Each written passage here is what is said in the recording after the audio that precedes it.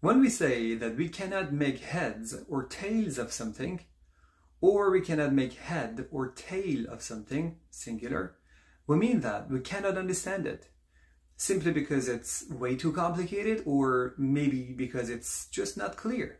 It makes no sense to us. For example, what you're saying makes no sense to me. I cannot make head or tail of it, or I cannot make heads or tails of what you're saying.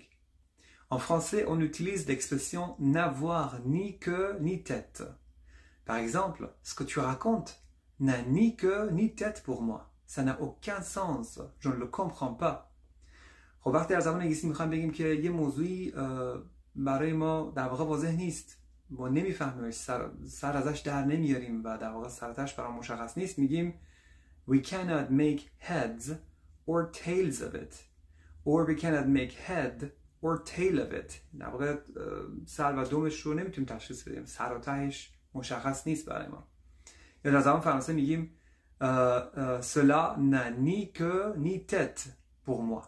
یعنی این موضوع برای من ni queue ni tête، یعنی نه دوم داره نه سر داره، دوباره هم موضوع، یعنی برای من سر و ته نداره، من متوجهش نمیشم.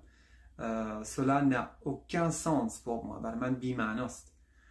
So that's it for this week. La semaine prochaine.